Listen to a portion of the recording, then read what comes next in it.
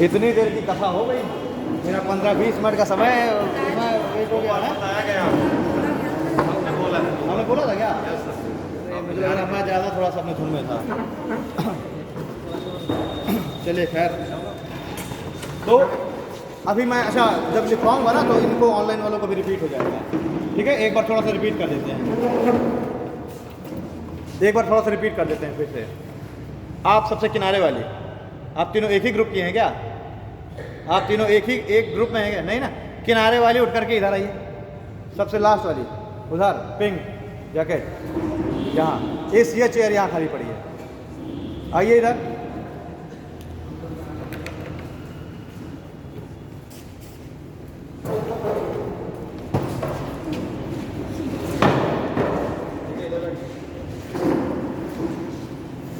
सब लोग अपने हिसाब से एडजस्ट हो जाया करोगे, ठीक है? तो एक बार थोड़ा सा रिपीट कर देते हैं अपने ऑनलाइन वालों के लिए भी, छूट गया था रिकॉर्ड करना। तो संविधान और राज्य व्यवस्था में अंतर हमने क्या देखा? संविधान क्या है? ऐसे नियम, कायदे और कानून का एक संग्रहण, एक संकलन जिसके द्वारा देश का जो प्रशासन है, देश का शासन चलाया जाता है, या फिर जो मैं कहूँ कि सार्वजनिक जो जीवन है वो संचालित होता है। ऐसे कायदे, कानून, नियम, उनका एक संकलन जिसके द्वारा देश का शासन या सार्वजनिक जीवन संचालित होता हो, वो क्या कहलाएगा? संविधान, कॉन्स्टिट्यूशन, यानी कि रूल्स का एक संकलन है। नियम और कायदे कानून, उसमें नियम कायदे कानून लिखे होंगे। राज्य व्यवस्था क्या है? इन्हीं रूल्स, जो नियम कायदे कानून है, इन्हीं का अप्लाइड रूप, इन्हीं का जब क्या कर दिया जाए, इन्हीं को जब अप्लाई कर दिया जाए, वो क्या करेगा? राज्य व्यवस्था। और राज्य व्यवस्था को अप्लाई करने के हमने 3 मेथड देख लिए। एक तो संसद कानून बना करके उन कानूनों को अप्लाई करेगी, दूसरा जुडिशरी अपने जजमेंट के द्वारा, और तीसरा एक्स्ट्रा कॉन्स्टिट्यूशनल बॉडीज इसमें अपना रोल निभाएंगी, ठीक है? उनके द्वारा राज्य व्यवस्था अप्लाई की जाएगी, राज्य व्यवस्था को संचालित किया जाएगा, ठीक है? चलिए, अब हमने बात किया कि जो एक्स्ट्रा कॉन्स्टिट्यूशनल बॉडी, जो वर्ड आपने सुना, तो इसमें ये बॉडीज यानी कि निकाय वर्ड से संबंधित बहुत सारी संस्थाएं हैं। वो क्या क्या है? ठीक है, तो हम देख रहे हैं कि बॉडीज यानी कि जो निकाय हैं इस संविधान से रिलेटेड, ये क्या क्या है? एक तो पहला हो गया संवैधानिक निकाय, जिसको हम क्या कहेंगे? कॉन्स्टिट्यूशनल बॉडीज, ठीक है? संवैधानिक निकाय मतलब कि कॉन्स्टिट्यूशनल बॉडीज। दूसरा क्या होगा? अनकॉन्स्टिट्यूशनल बॉडीज, यानी असंवैधानिक निकाय। असंवैधानिक निकाय मीन्स की अनकॉन्स्टिट्यूशनल बॉडीज। और तीसरा क्या होगा? तीसरा होगा extra constitutional bodies. Extra constitutional bodies मतलब कि गैर संवैधानिक निकाय। गैर संवैधानिक निकाय। सबसे पहले तो इन तीनों में डिफरेंस क्या होगा? संवैधानिक निकाय, असंवैधानिक निकाय और गैर संवैधानिक निकाय में क्या अंतर होगा? संवैधानिक निकाय वो है जिसमें मतलब जिनका जो संविधान में किसी अनुच्छेद में उल्लेख किया गया है, ठीक है? संविधान सभा के द्वारा जिनको बनाया गया था, प्रॉपर संविधान के आर्टिकल में उनका दिख रहा है, ठीक है? निर्वाचन आयोग। और असंवैधानिक निकाय मतलब जिनका कोई कहीं पे उल्लेख नहीं किया गया। असंवैधानिक। और ये एक्स्ट्रा कॉन्स्टिट्यूशनल जिनको किसी अनुच्छेद के द्वारा किया गया है। अब थोड़ा सा मैं इसको करेक्ट करता हूँ, ठीक है? बैठ। संवैधानिक निकाय तो वो निकाय हैं जिनका संविधान में जिक्र है। संविधान में जिक्र क्या? संविधान के आर्टिकल के अंतर्गत जिक्र है, किसी न किसी आर्टिकल में रखने का है, जैसे कि निर्वाचन है, वित्त है, बताया, ठीक है? सब चीजें। असंवैधानिक निकाय क्या होता है? ऐसे निकाय, ऐसी बॉडी, ऐसी संस्थाएं जिनका संविधान जिनको अनुमति नहीं देता, जिसको संविधान क्या है? अनुमति नहीं देता, मतलब कि ये संवैधानिक रूप से लीगल नहीं है, लेकिन फिर भी ये अगर हम देखें तो फिर भी ये एग्जिस्ट करते हैं। जैसे कि महिला, अरे महिला है तो नहीं यार, तमाम जो ये टेररिज्म ग्रुप है, ठीक है? तमाम जो आपके लिट्टे टाइप के लिए टेररिज्म ग्रुप है, ये भी संस्थाएं हैं, बल्कि ऐसी संस्थाएं असंवैधानिक जिसको संविधान जिसको परमिशन नहीं देता, असंवैधानिक तरीके के, इलीगल नहीं है, ठीक है? लेकिन फिर भी ये अगर हम देखें तो वाकई में क्या कर रहे हैं? एग्जिस्ट कर रहे हैं, बट ये क्या है? ये असंवैधानिक, ठीक है? अरे पुलिस तुमको घसीट के ले जा रही हो, मार रही हो, तो तुम क्या कहोगे कि ये अनकॉन्स्टिट्यूशनल है, असंवैधानिक है, जो इसको तुम घसीट के लिए जा रहे हो, बिना मुझे बता भी नहीं रहे कि क्यों मुझे लेके जा रहे हो, और पुलिस वाले तुमको क्या कर रहे हैं, घसीट के मार रहे हो, तुम्हारे मुझसे क्या निकलेगा? This is unconstitutional. देखो ना टीवी में तो हम देखे होंगे हैं, तो जब वो होता दिस इज अनकॉन्स्टिट्यूशनल तो पुलिस वाले पे और 2 घंटा मारते हैं, ठीक है? तो तुम लोग बता दो अनकॉन्स्टिट्यूशनल की असंवैधानिक है, यानी संविधान इसकी इजाजत नहीं देता। तो ये जो ऐसे जो ग्रुप हैं निट्टे वगैरह टाइप के, तो क्या है असंवैधानिक है, संविधान की इजाजत नहीं देता, लेकिन फिर भी ये क्या करते हैं, जैसे पुलिस की मार एग्जिस्ट करती है वैसे जो है एग्जिस्ट करते हैं ऐसी संस्थाएं, ठीक है? अब आता है एक्स्ट्रा कॉन्स्टिट्यूशनल बॉडीज, गैर संवैधानिक निकाय। ये कैसे निकाय हैं? ये ऐसी निकाय हैं जिनका संविधान में तो उल्लेख नहीं है, संविधान में जिनका उल्लेख नहीं है, लेकिन फिर भी ये संविधान के उद्देश्यों को पूरा करने के लिए इनकी आवश्यकता पड़ती है। यानी संविधान के जो ऑब्जेक्टिव हैं उन ऑब्जेक्टिव को पूरा करने में ये अपना सहयोग देते हैं एक्स्ट्रा कॉन्स्टिट्यूशनल बॉडीज, गैर संवैधानिक निकाय। संविधान में जिक्र नहीं है किसी आर्टिकल में, लेकिन फिर भी संविधान के जो उद्देश्य है, संविधान में कुछ तो ऑब्जेक्टिव है, क्या संविधान का ऑब्जेक्टिव? अरे प्रस्तावना में जो भी लिखा हुआ क्या संविधान का ऑब्जेक्टिव तो है देश के सभी नागरिक को स्वतंत्रता मिले, समता मिले, ठीक है? हमारा देश लोकतांत्रिक देश हो, गणराज्य हो, समाजवाद हो, धर्मनिरपेक्ष हो, भारत की संप्रभुता अखंड रहे, लोग जो है बंधुता की भावना से रहें, ठीक है? ये सब क्या है? ये ऑब्जेक्टिव तो है। हाँ बताइए, पहले आप आके बैठ जाइए, 5 मिनट वेस्ट कराएंगे। कल से 8 बजे राइट पहली क्लास और 9:45 पे राइट दूसरी क्लास, केवल लेट होने का अधिकार मुझे है, ठीक है? चलो आज से लेट हो गया, ऐसा कह रहे हैं पहले दिन लेट, पहला दिन लेट हो गया, खैर चलिए 2-3 मिनट लेट हो गया। हाँ अच्छा, जो बाबू हैं उनको अपना कुछ काम नहीं करना, उनको देखना कि मास्टर टाइम पे आ रहा है कि बेचारा 1.5 घंटे की क्लास पूरी हो रही, अपना काम नहीं करना। या फिर माइक नहीं, कम से कम एक माइक लेकर रख दो, है मार्कर अभी खत्म हो जाएगा, फिर मैं जब जाऊँगा मार्कर पे तो पानी पानी बोल गया था, पानी दे दूँ, होश नहीं है, ठीक है? अभी आधा घंटा बोलने के लिए लगातार कह दिए हैं तो दिमाग खराब हो जाएगा। अब हम कितने टाइम से बोल रहे हैं लगातार, यकीन होगा 7:30 से मैं लगातार बोल रहा हूँ, 7:30 से लगातार, अब पानी पीने तक का टाइम नहीं मिला। मैं सोचा था कि मैंने पानी पीऊँगा जाकर कोचिंग में, आया मैं तो पहले ने कह दिया सर पहले दिन में चलिए जल्दी जल्दी क्लास पहुँचिए, तो मैंने पानी नहीं कर उसे आया, तो कह के आया उससे किया पानी दे दिया। तो कल से मुझे लग रहा है अपनी व्यवस्था खुद करके लानी पड़ेगी, आगे भरोसे तो पता चले वोकल कॉर्डे खराब हो गया तो हो गया भी काम। हाँ, तो गैर संवैधानिक निकाय मतलब कि ऐसे निकाय जिनका संविधान में कोई उल्लेख नहीं है, किसी आर्टिकल में संविधान में जिक्र नहीं है, लेकिन फिर भी वो क्या करते हैं, अपना पूरा योगदान देते हैं संविधान के उद्देश्यों को पूरा करने के लिए, ऑब्जेक्टिव को पूरा करने के लिए। अरे संविधान का उद्देश्य प्रस्ताव भी तो इसीलिए जब आया था शुरुआत में, ऑब्जेक्टिव रिजोल्यूशन जो आया था, अभी आगे बढ़ाएंगे जब मैं संविधान मैं बताऊँगा कि पूरी हिस्ट्री वगैरह संविधान के बाद हम देखेंगे। उद्देश्य प्रस्ताव जो जवाहरलाल नेहरू ने प्रस्तुत किया, ठीक है? तो वही उद्देश्य प्रस्ताव ही बाद में क्या बन गया, प्रियम्बल प्रस्तावना। इसीलिए तो प्रस्तावना को कहते हैं संविधान की कुंजी, कि अगर आपको देखना है कि भारत के संविधान में आखिरकार क्या है, तो आप उस प्रस्तावना को उठा के देख लीजिए, तो आपको समझ में आ जाएगा कि भारत का जो संविधान है वो लोगों की स्वतंत्रता, अखंडता, ये सब इन सब चीज़ों की बातें करता है, समानता, बंधुता वगैरह की। तो इसीलिए तो इसको क्या कहते हैं, संविधान की कुंजी, प्रियम्बल को। और वही उसमें जो भी मोटिव दिए हुए, जो भी ऑब्जेक्टिव दिए हुए हैं, उन्हीं सभी ऑब्जेक्टिव को पूरा करने के लिए ही सहयोग कौन करता है, एक्स्ट्रा कॉन्स्टिट्यूशनल बॉडी, जैसे कि राष्ट्रीय मानवाधिकार आयोग। उनको पुलिस घसीट के मारते हुए जा रही है, कॉन्स्टिट्यूशन और मार रही है, तो वहाँ पर कौन आएगा, राष्ट्रीय मानवाधिकार आयोग। वो कहेगी कि नहीं ये वाकई में अनकॉन्स्टिट्यूशनल तरीके से आप कर रहे हैं, तो वो क्या कर रही है, वो आपकी रक्षा कर रही है। राष्ट्रीय मानवाधिकार आयोग से क्या है, गैर कॉन्स्टिट्यूशनल बॉडी। अल्पसंख्यक आयोग,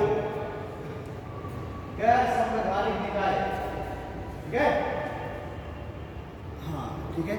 और योजना आयोग, नीति आयोग, गैर संवैधानिक निकाय, अरे पहले तो गैर संवैधानिक है ना, बाद में फिर उसके बाद आएंगे जो भी होगा, ठीक है। अब आप कह रहे हैं सर ये नीचे एग्जीक्यूटिव होगा, हाँ? तो वो बाद में आएगा, पहले तो गैर संवैधानिक निकाय है, ठीक है। चलिए अब ये जो एक्स्ट्रा कॉन्स्टिट्यूशनल बॉडीज है गैर संवैधानिक निकाय, समझ में आ गया कि संविधान के उद्देश्यों की पूर्ति करने के लिए ये आते हैं, संविधान में इनका किसी आर्टिकल में जिक्र नहीं है। अब ये जो गैर संवैधानिक निकाय है एक्स्ट्रा कॉन्स्टिट्यूशनल बॉडीज, ये भी दो तरीके से हो सकती होंगी। पहली सांविधिक निकाय, स्टैट्यूटरी बॉडी, पहली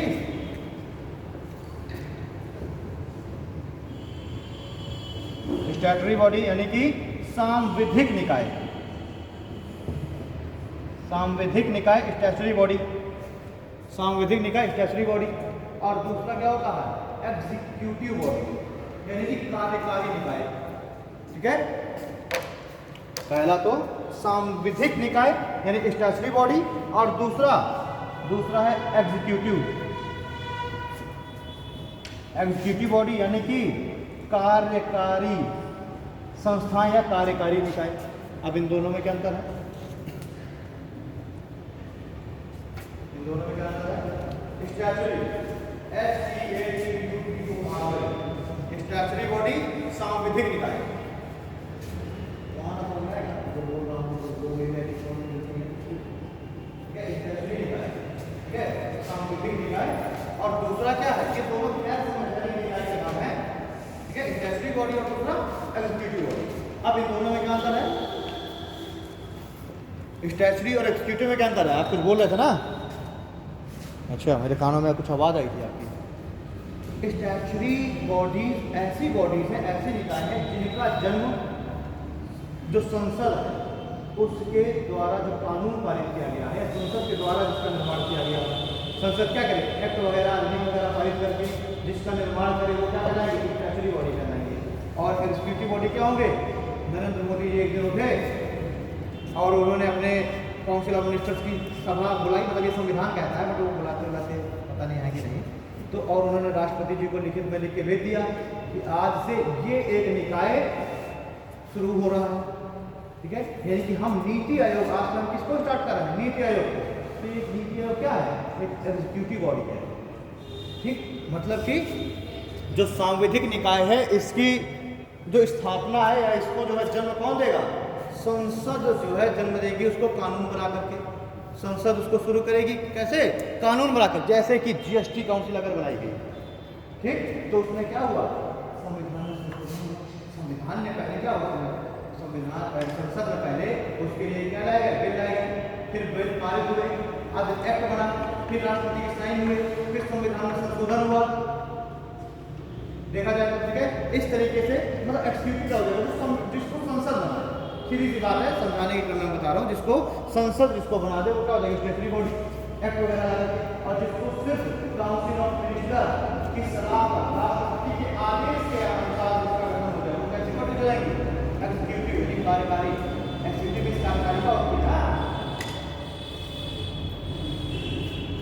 अरे लेजिस्लेचर की सफाई का होती है, एग्जीक्यूटिव कार्यपालिका होती है, कार्यपालिका मतलब सरकार, ठीक है। तो जो स्टैट्यूटरी बॉडी है उसके लिए विधायिका की जरूरत है, स्टैट्यूटरी बॉडी के लिए किसकी जरूरत है, विधायिका की, संसद में कानून बनाने के लिए। और एग्जीक्यूटिव बॉडी के लिए किसकी जरूरत है, सिर्फ सरकार की, सिर्फ एग्जीक्यूटिव कार्यपालिका की, यानी जो काउंसिल ऑफ मिनिस्टर है वो सिर्फ क्या करें, काउंसिल ऑफ मिनिस्टर सिर्फ जो है एक लेटर भेजे प्रेसिडेंट के पास और प्रेसिडेंट के आदेश के अनुसार, इसमें ये ना सोचना है कि नरेंद्र मोदी जी आदेश दे देंगे नीति आयोग का गठन करें, नहीं, उनको राष्ट्रपति से कहलाना पड़ेगा। और राष्ट्रपति तो बात नहीं है, राष्ट्रपति तो बात नहीं है, वही जाने के लिए जो काउंसिल ऑफ मिनिस्टर बोलेगा। तो देखा जाए तो इनडायरेक्टली शब्द तो राष्ट्रपति के हैं, मतलब मुंह से निकले वो शब्द तो राष्ट्रपति के हैं, लेकिन आखिरकार है किसके मन की बात, मोदी जी के। यही तो है ना हमारा राष्ट्रपति और प्रधानमंत्री में अंतर। आखिरकार राष्ट्रपति को तो कहा ही जाता है ऐसा शेर जिसके दांत और नाखून दोनों तोड़ दिए गए हों, है तो वो शेर, लेकिन असली शक्ति किसके हाथ में है, प्रधानमंत्री के। उसको बेचारे को प्रेसिडेंट को फिर आगे कर दिया था कि आप जाइए, आप साइन करिए, आप ट्रीटी करिए, समझौते करिए दूसरे देशों के साथ, व्यापारिक संबंध स्थापित करिए, है ना। कोई बाहरी आ रहा है, कोई राष्ट्रपति आ रहा है, कुछ आ रहा है, उसको आप जाकर के क्या करिए, मतलब उसके सम्मान, मतलब उसके लिए आयोजन करिए, भोज का आयोजन, यही सब तो राष्ट्रपति करता है। और उससे भी और ज़्यादा समस्या किसके साथ है, उपराष्ट्रपति के पास। उसके पास तो कोई काम ही नहीं है। उपराष्ट्रपति देखोगे कभी किसी किताब का विमोचन कर रहे हैं, अच्छा उस किताब के विमोचन को ज़्यादा ही करवाए जाते हैं उपराष्ट्रपति से, ठीक है। या फिर मान के चलिए कि अमेरिका का कोई जो है राजदूत आ गया, अब उसको तो अटेंड करने प्रेसिडेंट जाएंगे नहीं, अब मोदी जी क्या को जाएंगे, वो तो उनके पास तो रियल पावर है, तो फिर किसको भेज दिया जाएगा, वाइस प्रेसिडेंट को, क्योंकि वो सैतान आदमी है, फुर्सत, उसके पास कुछ काम नहीं है, केवल उसके पास क्या काम है, राज्यसभा का सभापति। तो उस राज्यसभा का सभापति है, लेकिन फिर भी जिस समय वो राज्यसभा ही सत्र में ना हो तो उस समय तो बिल्कुल फुर्सत ना, तब तो उनसे ऐसे ही काम कराए जाएंगे इधर उधर के, बात सुन रही। तो मतलब कि एग्जीक्यूटिव बॉडीज कैसी बॉडीज है जिनका निर्माण किया जाएगा काउंसिल ऑफ मिनिस्टर की सलाह पर प्रेसिडेंट के द्वारा, एंड स्पेशली बॉडी कैसी बॉडी है जिनका निर्माण कैसे कौन करेगा, संसद कानून पर, ठीक। इतने को लिख लिया जाएगा थोड़ा जल्दी से शॉर्ट में, नहीं तो लिखवाइए आप डिटेल, ठीक है। चलिए थोड़ा सा शॉर्ट में, पहले तो सब्जेक्ट का नाम डालिए, संविधान एवं राज्य व्यवस्था। पहले संविधान, सब्जेक्ट का नाम संविधान एवं राज्य व्यवस्था।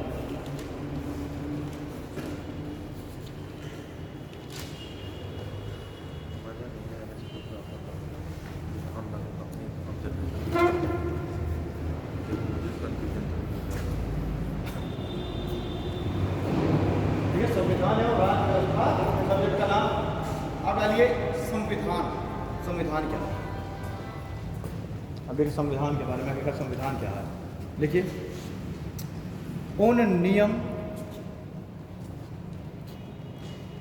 कायदे कानूनों का संकलन, उन नियम एवं कायदे कानूनों का संकलन जिनके आधार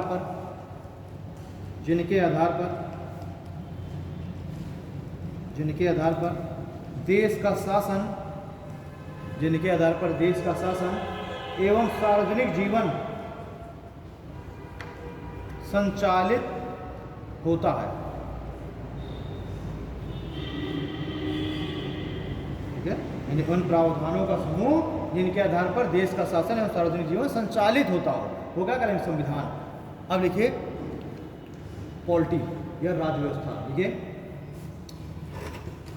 अप्लाइड फॉर्म ऑफ कॉन्स्टिट्यूशन, यानी कि संविधान का अप्लाइड फॉर्म क्या बोलेंगे, हाँ मतलब अपने ठीक है, अप्लाइड फॉर्म ऑफ कॉन्स्टिट्यूशन, ये मेरे शब्द हैं, बाकी हिंदी में अपने शब्द हैं। संविधान का लागू होना, जमीनी स्तर पर, हाँ जमीनी स्तर पर उसका लागू होना, ठीक है। संविधान का जमीनी स्तर पर लागू होना है, अप्लाइड फॉर्म ऑफ कॉन्स्टिट्यूशन क्या कहलाएगा, राज्य व्यवस्था कहलाएगा। और फिर उसके बाद वो तीन वो लिख लीजिए कि जो राज्य व्यवस्था है वो किस तरीके से अप्लाई की जा सकती है। पहला तरीका संसद द्वारा कानून बनाकर, ऐसे लिखिए राज्य व्यवस्था का जमीनी स्तर पर लागू करता है तो कैसे होगा, पहला संसद द्वारा कानून बनाकर, दूसरा न्यायपालिका के निर्णय द्वारा, और तीसरा extra constitutional bodies and institutions द्वारा।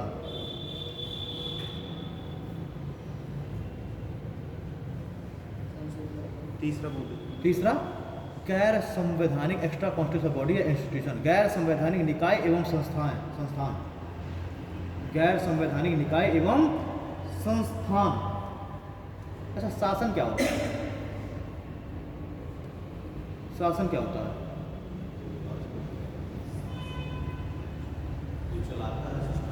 सार्वजनिक जीवन का संचालन,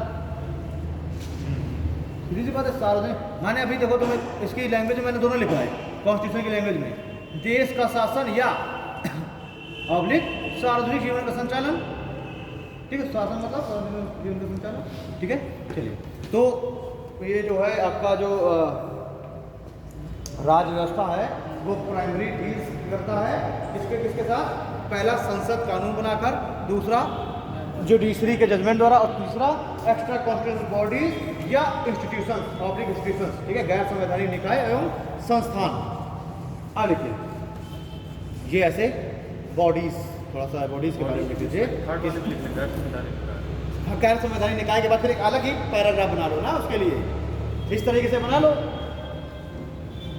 इस तरीके से एक ग्राफ बना लो, पहले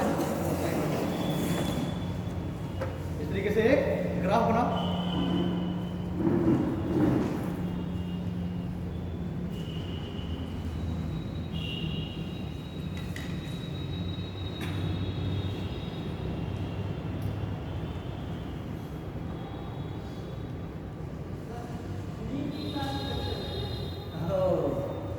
अभी अभी आए हो, बैठे हो बहुत देर से? अच्छा अभी आए हैं। नीट की क्लासें मेरे ख्याल से ऐसे बाहर निकलिए गेट से, वो गैलरी है उधर, गैलरी में चले जाइए, तो पहली क्लासों की उसी में शायद चल रही है, नीचे न जीने के उतर जाओ, जीने के बाद है गैलरी। अच्छा हाँ, राज व्यवस्था के लिए मेरे पास एक मुझे वर्ड अभी याद आया, संविधान का व्यवहारिक रूप, ठीक है, संविधान का व्यवहारिक रूप, एक लाइन में ये है राज्य व्यवस्था एक्चुअल में, ठीक है, वर्ड याद नहीं आ रहा था, वर्ड क्या होगा? संविधान का व्यवहारिक रूप क्या कहलाएगा? निकाय में, बॉडीज में हमने 3 संवैधानिक निकाय, असंवैधानिक और गैर संवैधानिक, उसमें थोड़ा सा डिफरेंस है, एक लाइन में लिख लीजिए। राज्य व्यवस्था में भी गैर संवैधानिक लिखा दिया, यहाँ पे भी गैर संवैधानिक है, राज्य व्यवस्था में थर्ड ऑप्शन यही लिखा है। देखिए यार मैं कौन सा कह रहा हूँ कि मैंने गलत लिखवाया था? मैं तो कह रहा हूँ कि वो जो है राज्य व्यवस्था का तीसरा भाग ही है, ये तीसरा थर्ड पार्ट यही है। लेकिन अब मैं कह रहा हूँ कि ये जो बहुत सारी जो बॉडीज हैं जो ये कंफ्यूज करती हैं, अब वो सब लिख लो, वो ये तो वही है भैया। मैं कौन सा कह रहा हूँ कि ये मैंने गलत लिखवा दिया कि नया है, ये वही है। लेकिन बस क्या है, थोड़ा सा और इन चीज़ों को थोड़ा सा डिटेल कर लेते हैं, ठीक है। चलिए, बॉडीज है निकाय, 3 तरीके से निकाय होते हैं, संवैधानिक निकाय, असंवैधानिक बॉडी और एक्स्ट्रा कॉन्स्टिट्यूशनल बॉडी,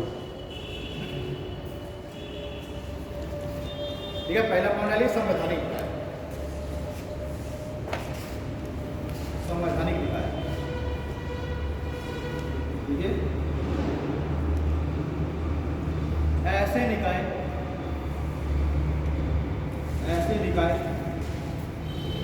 जिनका उल्लेख हमारे संविधान में, ऐसे निकाय जिनका उल्लेख हमारे संविधान में किया गया है एवं जिसके बारे में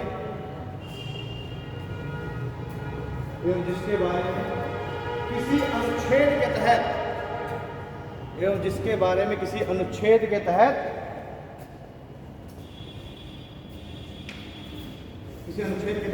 बात की गई है, वर्णन किया, ठीक है, या ब्यौरा रखा गया है, उल्लेखित किया गया है, ठीक है।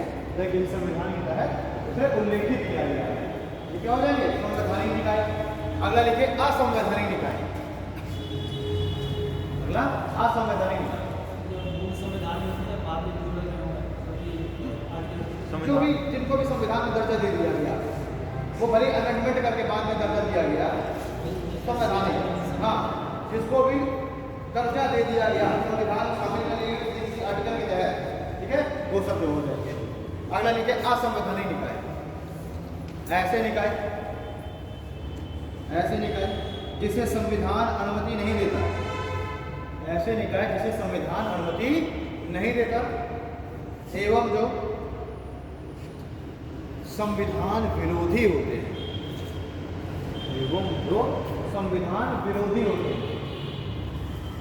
क्या हो जाएंगे? अनकॉन्स्टिट्यूशनल बॉडीज, ठीक है। अब लिखिए एक्स्ट्रा कॉन्स्टिट्यूशनल, गैर संवैधानिक निकाय, एक्स्ट्रा कॉन्स्टिट्यूशनल बॉडीज गैर संवैधानिक निकाय। लिखिए संविधान में इनका उल्लेख नहीं है, संविधान में इनका उल्लेख नहीं है, संविधान में इनका उल्लेख नहीं है, परंतु संविधान के आदर्शों को पूरा करने के लिए आवश्यक है एवं संविधान के आदर्शों को पूरा करने के लिए आवश्यक है तथा संविधान विरोधी भी नहीं है तथा संविधान विरोधी भी नहीं है। ये क्या हो जाएंगे? गैर संवैधानिक निकाय। गैर संवैधानिक निकाय, गैर संवैधानिक निकाय के भी दो भाग हैं। ठीक है, गैर संवैधानिक निकाय के दो भाग हैं। पहला स्टैट्यूटरी बॉडी, गैर संवैधानिक निकाय के को भी दो भागों में बांटा गया। ठीक है, पहला स्टैट्यूटरी बॉडी और दूसरा एग्जीक्यूटिव बॉडी। स्टैट्यूटरी बॉडी में लिखिए गैर संवैधानिक निकाय के भी दो भाग हैं। फर्स्ट स्टैट्यूटरी बॉडी, ठीक है, यानी सांविधिक निकाय। अब पहले संवैधानिक, इसे सांविधिक निकाय को लिख लीजिए, फिर उसके बाद एग्जीक्यूटिव लिखिए। लिखिए संसद के कानून से निर्मित, संसद के कानून से, संसद के कानून से निर्मित हो गया। अब इसके बाद इसे पूरा क्या लिखवाना है? संसद के कानून से निर्मित निकाय है सांविधिक निकाय कहलाते हैं। हो गया। ठीक है, संसद के कानून से निर्मित, ठीक है, जैसे कि अल्पसंख्यक आयोग, ठीक है, राष्ट्रीय मानवाधिकार आयोग, एग्जाम्पल लिखना है, अल्पसंख्यक आयोग, राष्ट्रीय मानवाधिकार। अब लिखिए executive body, executive body, executive body यानी कार्यकारी निकाय।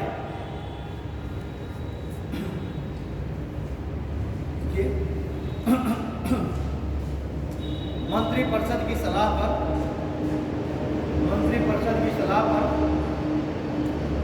राष्ट्रपति के आदेश द्वारा निर्मित, मंत्रिपरिषद की सलाह पर राष्ट्रपति के आदेश द्वारा निर्मित, मंत्रिपरिषद की सलाह पर राष्ट्रपति के आदेश द्वारा निर्मित। हो गया।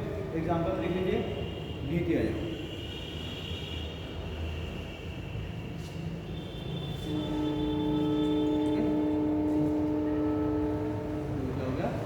हो गया। अब जो है हम लोग थोड़ा सा बातें करते हैं हमारे संविधान के बारे में और चीजें। ठीक है, ये तो हो गया थोड़ा सा बेसिक। अभी तो हम लोग बिल्कुल टॉपिक स्टार्ट नहीं किए हैं। ठीक, अभी तो हम लोग सिर्फ अपना जो सब्जेक्ट है उसका नाम अभी हम लोग देख रहे हैं। अच्छा, अब हम लोग थोड़ा सा बेसिक ऑफ कॉन्स्टिट्यूशन में चलेंगे, संविधान की जो बेसिक स्ट्रक्चर है। ठीक है, उसकी हम लोग बात करें। अगर मैं आपसे कह दूं कि अपने संविधान के बारे में आप 4-5 लाइन बोलिए, 4-5 अपने संविधान की विशेषताएं बताइए, तो आप क्या क्या बताएंगे? संविधान की 4-5 विशेषताएं बताओ, अदर देशों के साथ कंपेयर करते हुए थोड़ा। ठीक है,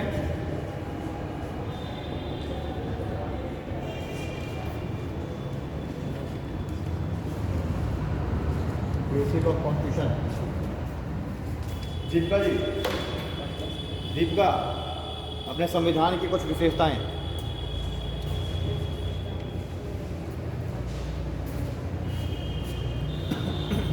अभी ये लिखित वाला कौन था जो अभी थोड़ी देर पहले बता रहा था? अब बता दो कि मैं बताओगे? सर स्वतंत्रता का अधिकार है हमें। अरे जो है वो तो संविधान के भीतर की बात है ना, बताओ अपना बताओ कितना ऊपर ऊपर तो संविधान को देखो तो कैसा प्रतीत होता है कि अपना संविधान कैसा है? बड़ा संविधान है। पहले सबसे पूरे विश्व में सबसे बड़ा संविधान भारत का संविधान है। उसके बाद सोने वाला लिखित है, सबसे बड़ा तो है, ऊपर से लिखित है। हमसे तुमसे ज़्यादा पीड़ा कौन समझेगा इसकी? ठीक है, अरे अमेरिका वगैरह का संविधान देखो, ब्रिटेन का संविधान देखो, जब उनको आवश्यकता पड़ती है नया रूल छोड़ देते हैं, वही उनका संविधान होता है। ठीक है, भारत का संविधान कैसा है? लिखित संविधान। दूसरे विषय सबसे बड़ा संविधान। एक और विशेषता कैसी है? ना तो अधिक लचीला है ना अधिक नम्य है, मतलब ना अधिक कठोर है। ये बिल्कुल बैलेंस कंडीशन में है। लचीला है, लचीला का मतलब ही कोई भी जब चाहे तब मैं उसमें अमेंडमेंट कर दे, ऐसा भी संभव नहीं है। ना ही ज़्यादा रिजिड है और ना ही ज़्यादा फ्लेक्सिबल है, दोनों के बीच में समझना है इसके बाद। ठीक है, ये सब तो हो रहा है। लचीला होना भी समस्या है और ज़्यादा कठोर होना भी समस्या है। कठोर का मतलब क्या है कि कितना भी बदल जाए कि उसमें कोई अमेंडमेंट भी ना हो, बिल्कुल से जैसा चल रहा था वैसे ही चलता रहे, ऐसा भी संभव नहीं है। समय समय पर अमेंडमेंट होते रहते हैं, संशोधन होते रहते हैं और नए प्रावधान जुड़ते रहते हैं। जैसे कि उसी अपनी कहानी में अगर हम पीछे चलें, घर वाली कहानी में, तो अभी विजय जी हैं, शादी होगी आपकी?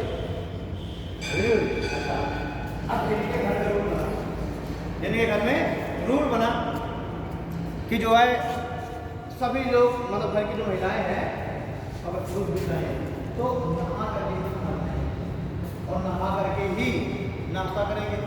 अब जो है विजय जी की शादी हुई, इनकी वाइफ आई बैंगलोर से, मान के रहिए इसी मेट्रो से आई, ठीक है। भाई वाइफ जॉब भी कर रही है, ठीक है, तो वाइफ भाई ऊपर से जॉब तीसरा मेट्रो सिटी से, अब उसकी आदत है बेड टी पीने की, बेड कॉफ़ी पीने की। घर में रूल क्या कि नहा लो के नाश्ता बनेगा, और उसकी आदत क्या कि पहले जो है बेड टी, उसके बाद ब्रश, ठीक है, और उसके बाद जो है पहले नाश्ता बनाएंगे, उसके बाद ठीक है। तो अगर इनके घर का संविधान कैसा हो, बहुत कठोर, तो घर चल पाएगा। बहुत 2 महीने में बहू कहने लगी कि इससे कैसा भी तुमको रहना हो अगर रहो, वरना हम चले बैंगलोर। तो अब क्या है, अच्छा, अब घर का संविधान इतना लचीला हो कि इनके घर में रूल बन गया कि जो है तुमको 9 बजे से पहले कराना, और रात में 12 बजे जाते हैं, तो भी समस्या है, तभी घर चल पाएगा नहीं। तो संविधान को कैसा होना जरूरी है, लचीला भी और कठोर भी। यानी अगर नई बहू आई उसको देखते हुए क्या करना चाहिए, थोड़ा सा कुछ उसको क्या करना चाहिए, समय देना चाहिए, या फिर उसके लिए जो नियम है, कायदे कानून है, उनको क्या करना चाहिए, थोड़ा सा देना चाहिए कि चलो ठीक है, तुम जो है बेटी पी लो आराम से, नाश्ता तो बिना नहाए खा लो, लेकिन बाकी सास को ससुर को उसको नहा के खाना, चलो ठीक है, नाश्ता तो बिना नहाए करो, लेकिन एटलीस्ट खाना नहा के खाओ, ठीक है। एक चीज़ इतनी जैसे कि आप नहा के पूजा कर लीजिए, मतलब एक बैलेंस कंडीशन जिसे कहा जा सकता है। तो अपने देश का संविधान कैसा है, क्या हो गया, बहुत सोच में डूबी हो। अरे तुम्हीं से कह रहे हैं, अपना भविष्य तो नहीं देखने लगे कि काश मेरे ससुराल का भी संविधान ऐसा ही लचीला हो। नहीं, उनकी सोच में ना, इससे सोच में मतलब इतना ज़्यादा मतलब वाहियात क्लास में लगे, क्या नाम था दिल्ली से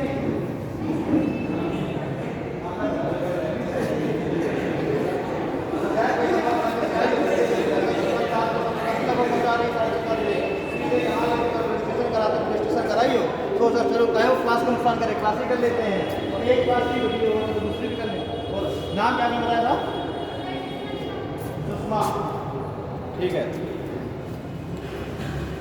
तो मतलब कहने का मतलब क्या है कि संविधान जैसे हमारे देश का है सबसे बेहतरीन संविधानों में से है। अब पता चले कि जो है कुछ देशों के संविधान ऐसे हैं जिसमें केवल 2 पन्ने में संविधान खत्म, 8-10 आर्टिकल में संविधान खत्म। तो वहाँ पर भी सब चीज़ें अलग से डिटेल्ड नहीं है ना। हमारे यहाँ क्या हर चीज़ के लिए अलग का होता है, हमारे लिए नागरिकता के लिए अलग चीज़ें दी गई हैं। अगर आपको नागरिकता से संबंधित कोई भी चीज़ अगर आपको देखना है तो आप कहाँ जाएंगे, आप सीधे जो है नागरिकता वाला भाग खोल लीजिए। अगर आपको देखना है कि भारत के जो नागरिकों को मौलिक अधिकार कितने मिले हुए हैं, अगर मान लीजिए मौलिक अधिकारों को अगर सिस्टमैटिक ना होता, कितना डिटेल्ड ना होता, तो मान लीजिए मौलिक अधिकार देखने में पता चले एक मौलिक अधिकार दिया हुआ भाग 1 में, एक दिया भाग 20 में, एक भाग 18 में, तो आप तो अपने मौलिक अधिकार देखते देखते कॉन्स्टिट्यूशन लट जाता। तो इसको क्या कर जाएगा, एक जगह पर दिया गया, मतलब हर चीज़ को एक जगह पर सिस्टमैटिक रखा गया है। इतना सिस्टमैटिक कॉन्स्टिट्यूशन है क्या रहेगा, नहीं है, ठीक है। चलिए हाँ जी, ये सब तो बच्चों वाले सवाल हो गए कि कितने दिनों में बन के तैयार हुआ। मैंने पहले भी पहले का संविधान कितने दिनों में बन के तैयार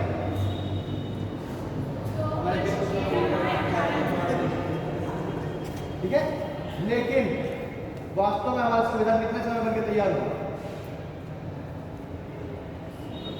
वास्तव में, इसलिए काफी होगा ना। हाँ देखिए, बिल्कुल मेरे मन की बात को बोलने वाला विजय जी, हमारे देश को कम से कम 4 साल, हमारे देश का संविधान कम से कम 4 साल बन के तैयार। अरे संविधान में हमने वही बातें तो लिखी जो हमने सीखा, जो हमने भोगा, जो हमने जिन चीज़ों को सहा, हमने हमारा संविधान क्या निर्मित है कि विकसित है?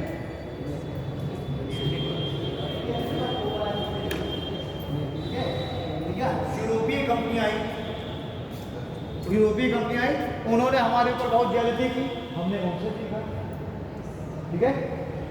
फिर और दूसरी कंपनियां उन्हें और ज्यादा किया, हमने उनसे सीखा। हमारे यहाँ के जो एम्परर वगैरह थे, हमने उनसे सीखा, ठीक है। तो हमने सीख के हमने क्या किया, अपने संविधान को विकसित कर दिया, एकदम ठीक है। तो ये जो संविधान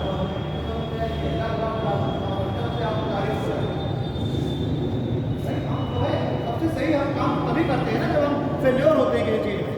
जब हम किसी चीज़ में फेल्योर होंगे तभी तो हम उस चीज़ को ज़्यादा महत्व के साथ करेंगे, उसको ज़्यादा करेंगे। तो जब हमने देखा तो हमने इन सब चीज़ों को झेला, तो हमने फिर क्या हुआ, हमारे संविधान सभा के जो निर्माता थे उन्होंने हर एक चीज़ को ध्यान में रखा। उन्होंने देखा कि यूरोपीय कंपनियाँ या फिर जो ब्रिटिश का रूल रहा, तो उसमें लोगों के नागरिक के उनके मौलिक अधिकारों का बहुत ज़्यादा हनन हुआ। तो हमारे जो संविधान सभा के सदस्य उन्होंने हर एक चीज़ को ध्यान दिया, हर एक प्रावधान में उन्होंने चर्चा की। उन्होंने आपको संविधान सभा के सभी सदस्यों ने क्या किया, वोटिंग की, हर एक चीज़ में वोटिंग की। अभी आज और कल की क्लासें, एक आध दो दिन की क्लासें, ये ना सोचना ये सब जो है टाइम पास करते हैं, ठीक है। एक दो दिन क्लासें इंट्रोडक्शन, थोड़ा सा मैं आपकी बातें समझ लूँ, आप मेरी बातें समझने लगे। कुछ लोग होते हैं सर, आप कहते हैं कि सर आपकी लैंग्वेज नहीं समझ में आ रही, कुछ लोग कहते हैं आप बहुत तेज बोल रहे हैं, कुछ कहते हैं राइटिंग नहीं समझ में आ रही। तो एक दो दिन हम और आप आपस में क्या हो जाए, एडजस्ट हो जाए। तो अभी ये सब क्लासें क्या चल रही हैं, ठीक है, लेकिन फिर भी ये बेसिक आपका समझने के लिए जरूरी है। तो हमारे देश का संविधान क्या है, हमने इस चीज़ को समझा, उसको हमने झेला, और फिर हमने उन चीज़ों को, भाई जब आप किसी चीज़ को झेलेंगे तभी तो आप उस चीज़ को ज़्यादा ध्यान, जब आप फेल्योर होंगे तभी तो आप उस सब्जेक्ट को ज़्यादा ध्यान देंगे कि इस सब्जेक्ट की वजह से मेरा सिलेक्शन होगा, तो इस सब्जेक्ट पर मुझे ज़्यादा फोकस करना है। तो हमारे देश के जो नागरिक है वो प्रताड़ित दिन जहाँ भी हुए, उन सब चीज़ों को हमारे संविधान सभा के सदस्यों ने ध्यान नहीं रखा। इसलिए हर एक चीज़ को आप देखेंगे अलग से समझेंगे, हर एक चीज़ के बारे में बात की गई है। और जो अब उसके बाद फिर एक ये भी ऑप्शन छोड़ा गया कि भविष्य में जैसे नई बहू आती है तो उसके लिए नए रूल, तो वैसे भविष्य में नए नागरिक भी तो बनेंगे, नए लोग भी पैदा होंगे, उनके विचार अलग होंगे, ठीक है, उनके सोचने समझने की चीज़ें अलग होंगी। तो उनको भी लगे कि संविधान अपना, इस वजह से उनके लिए भी क्या किया जाए, उनको समझते हुए संशोधन किया जा सके।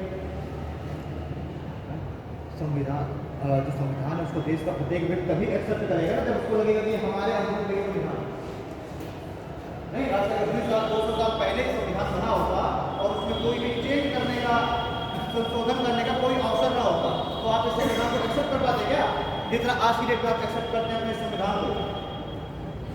नहीं। तो इस संविधान में क्या किया गया, हल्का सा लचीलापन भी रखा गया, लेकिन इतना भी नहीं कि वो इजीली चेंज हो जाए, ठीक है, बैलेंस, इसको बैलेंस कंडीशन बना। चलिए इस बारे में भी हम लोग कल बात करेंगे, और एक दो पॉइंट सबके बारे में लिखते चलेंगे। लिखित संविधान, अलिखित संविधान में क्या अंतर है, विकसित निर्मित में क्या अंतर है, ये भी हम लोग देखेंगे, ठीक है। अच्छा, दो चार पाँच थोड़ा सा मुझे कोई एक चीज ये बताए,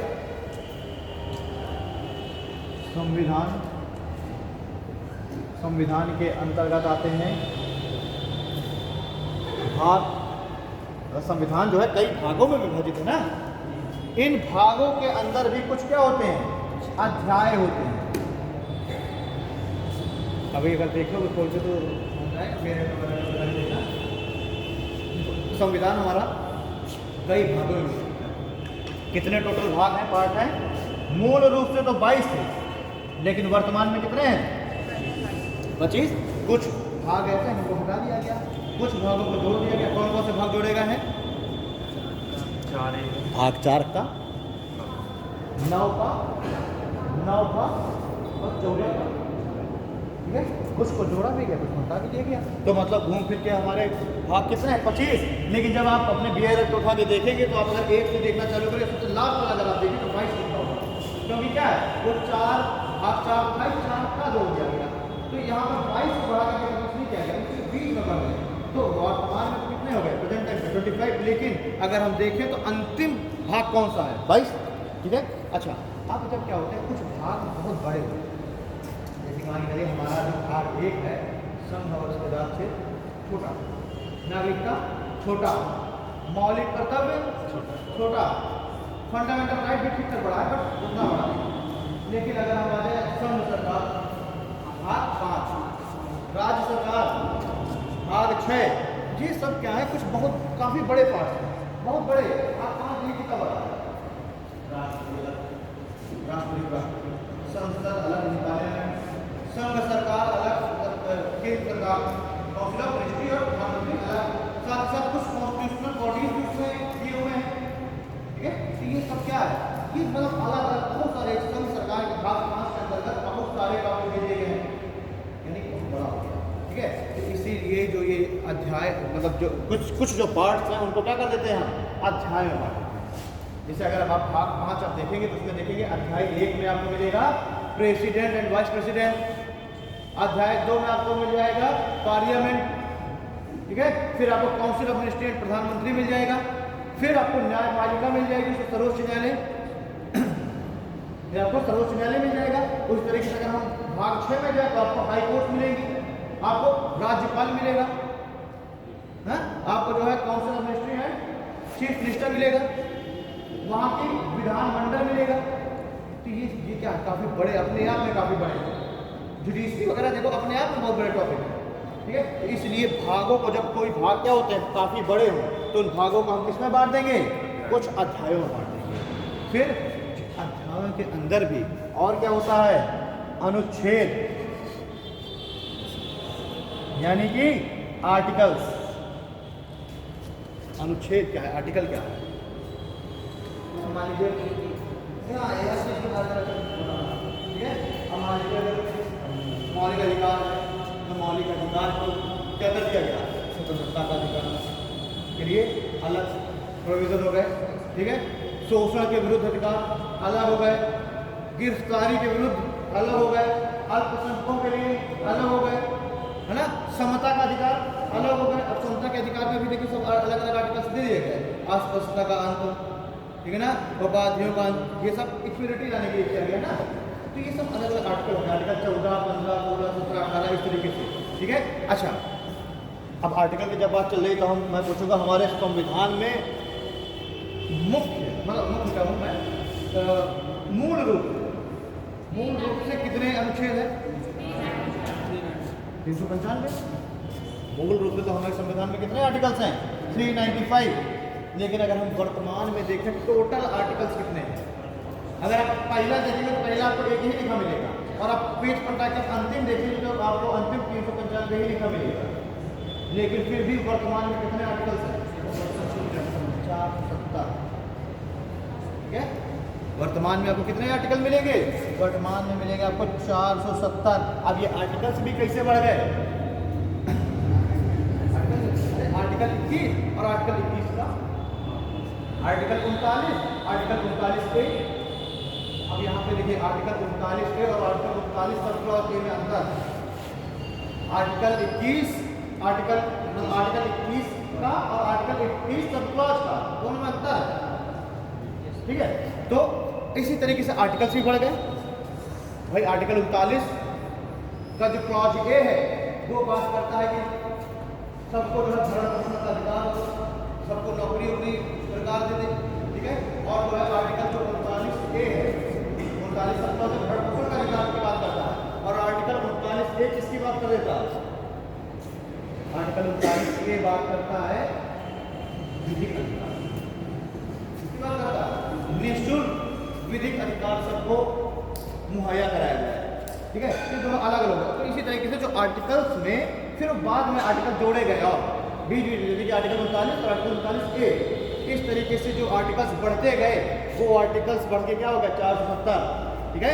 अब जब हम आर्टिकल्स के अंदर देखेंगे अनुच्छेद के अंदर तो हम क्या देखेंगे, सब क्लॉज देखेंगे, परंतु ठीक है, यानी आर्टिकल्स जो होते हैं, जैसे मान लीजिए कोई आर्टिकल बहुत बड़ा है, बस 2 मिनट छोड़ रहा हूँ, थोड़ा सा तो आर्टिकल्स क्या होते हैं, कुछ आर्टिकल्स बहुत बड़े हो गए, बहुत सारी उसमें चीज़ें डाली हैं, तो तब एक ही आर्टिकल आप पूरा लिखने चले जाए, एक पेज भर जाए, नहीं लगेगा।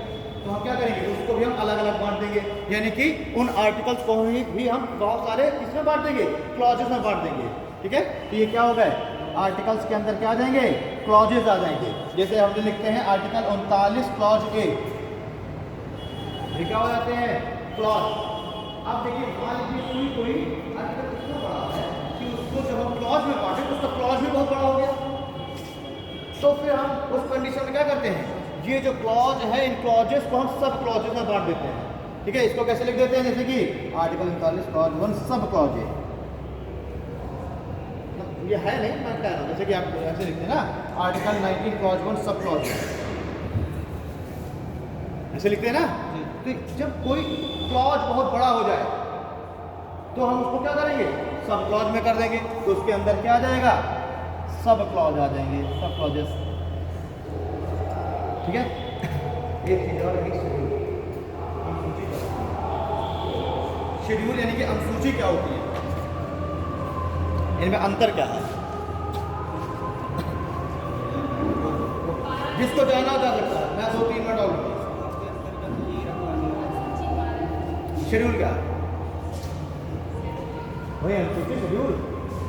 देखिए एग्जाम्पल, इनके घर में, जैसे के घर में ये रूल था कि दोपहर में क्या बनेगा, दाल चावल सब्जी रोटी बनेगी, ये क्या था, ये रूल था, मतलब कि आर्टिकल था, उसमें लिखा हुआ है, देखिए पहले भाग लिखा हुआ है दोपहर का खाना, और उसमें आर्टिकल लिखा हुआ है कि सोमवार मंगलवार बुधवार को दाल चावल सब्जी रोटी बनेगी, बृहस्पतिवार को मान के चलिए कह दिया गया कि नॉन वेज बनेगा। ठीक है, अब उसी डायरी में ये लिख दिया जाए कि नॉन वेज जो है बकरे का बनेगा, ये तो बहुत बड़ा हो गया, कहने का मतलब इनको दिया गया दाल चावल सब्जी रोटी बनेगी दोपहर खाने में, लेकिन अब कौन सी सब्जी बनेगी, कौन सी दाल बनेगी, काहे की रोटी बनेगी, राइस कौन सा बनेगा, जीरा राइस की जो है, फ्राइड राइस, स्टीम राइस। तो अब ये सब जो चीज़ें बहुत डिटेल में जो लिखी जानी है वो कहाँ पे लिख दिया जाएगा, वो लिख दिया जाएगा शेड्यूल पे। जवाब समझ में आए, जब हम क्या करें और ज़्यादा हमें डिटेल में हमें एडिशनल इंफॉर्मेशन देना है तो हम कहाँ पर, जब हमें अधिक जानकारी देनी है तो हम कहाँ लिखेंगे, शेड्यूल में। जैसे कि हमारा जो भाग एक वो बात करता है संघ और राज्य क्षेत्र की, लेकिन अब हमारे जो राज्य क्षेत्र के अंतर्गत कौन कौन से राज्य है ना, राज्य भी तो घटते बढ़ते रहते हैं। ठीक है, तो कौन कौन से राज्य हैं, वर्तमान में कितने राज्य हैं, और यूनियन टेरिटरी कितनी है, कौन कौन से 2 यूनियन टेरिटरी आपको वोट दी गई है,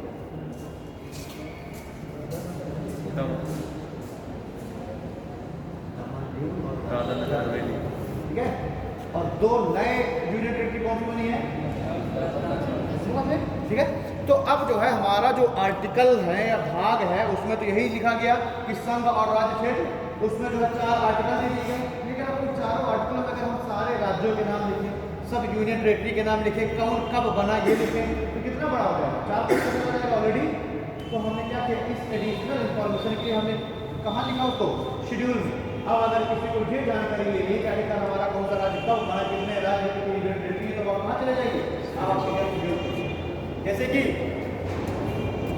हमारे संविधान में बात तो की गई थी कि वेतन वगैरह की बात की गई, शपथ की बात की गई, राष्ट्रपति के लिए भी बात किया गया कि राष्ट्रपति का वेतन, राष्ट्रपति की शपथ की भी बात की गई, लेकिन अब किसको कितना वेतन मिलेगा, भाई महान्यायवादी को क्या वेतन मिलेगा, हाँ प्रधानमंत्री का, राष्ट्रपति का, जिसका वेतन, सर्वोच्च न्यायालय न्यायाधीश, हाईकोर्ट के न्यायाधीश, अब इसको कितना क्या वेतन मिलेगा। अगर हम अपने आर्टिकल लिखने लगे तो आर्टिकल हो जाएगा 4 पेज का, तो इसको हमने क्या कर दिया, शेड्यूल 2 में रख दिया।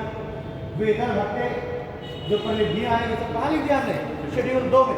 एडिशनल शपथ, सबकी शपथ अलग अलग व्यक्ति कराएगा, अलग अलग तरीके से शपथ। हमने तो इसलिए लिख दिया कि शपथ इस आर्टिकल में, लेकिन शपथ में और बाकी कौन क्या शपथ लेगा वो कहाँ पर रखा गया, शेड्यूल 3 में। ठीक है, चलिए क्या आपकी क्लास कंप्लीट। तो आप लोग भाग, article, clause, sub clause, schedule में अंतर समझ गए, विजय। ठीक है, तो अब अगर तुम्हारी बीवी को खाना है नॉन वेज और वो तुमसे बार बार पूछ रही है कि आज फ्राइडे है और आज